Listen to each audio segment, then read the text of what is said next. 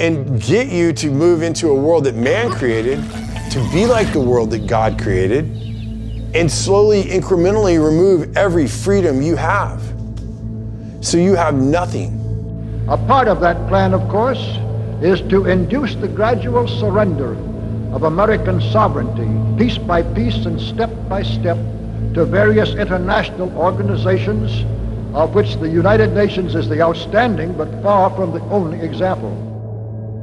And now then, because we are introducing this amazing item for the first time in this country, it isn't going to cost you 1 cent. All you have to do is sign this little scrap of paper, and you get your bottle absolutely free.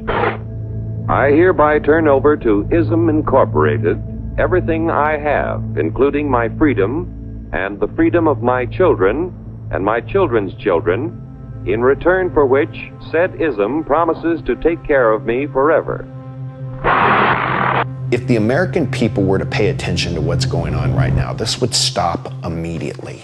This president sees this episode as the first test case, as the first example for the new world order he is trying to organize. We're here for more than just the price of a gallon of gas.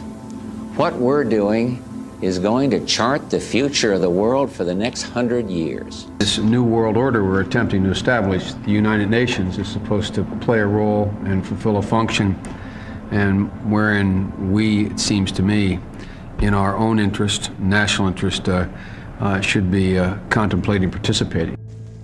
All of these social constructed operations that were financed by BlackRock or Arabella or whoever, like you said, World Economic Forum, Bilderberg, Council of Foreign Relations. Yeah, I mean, they're very real. These are, all the ones you mentioned are just, these are real things, real with, and they have real people behind them, and they have an idea about the future. What's interesting and fascinating now is that they're not hiding it. Not at all. Not at all. So they're pretty out front, pretty blatant about what their ideas are and what their goals are and what they're trying to achieve and how much they're trying to achieve and in what period of time they're trying to achieve it. They're not hiding it. We have all this still myth of free will, that everything we choose is of our own free will. And this is a myth that served us well for a couple of centuries, but now it's becoming dangerous.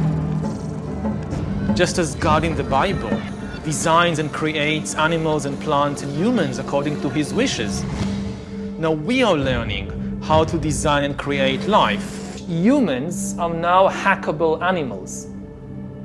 The whole idea that humans have, they have this soul or spirit and they have free will and nobody knows what's happening inside me. So whatever I choose, whether in the election or whether in the supermarket, this is my free will, that's over.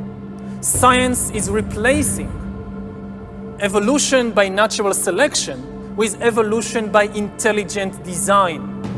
Not the intelligent design of some god above the clouds, but our intelligent design and the intelligent design of our clouds, the IBM cloud, the Microsoft cloud. These are the new driving forces of evolution.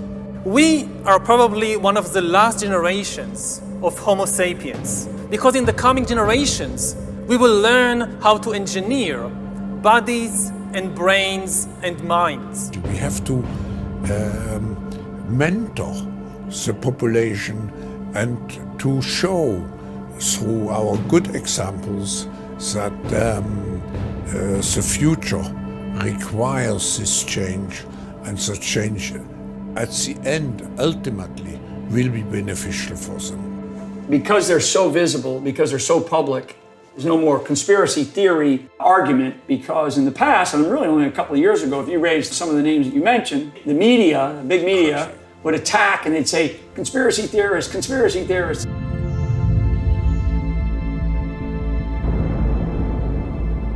Don't listen to Mike Flynn, listen to this guy, listen to a Dr. Harari, or listen to a Klaus Schwab, or listen to some of these other leaders that are part of this organization. Those are two that are very public and they're on record with their ideas, their timelines, and their capabilities. It's very real.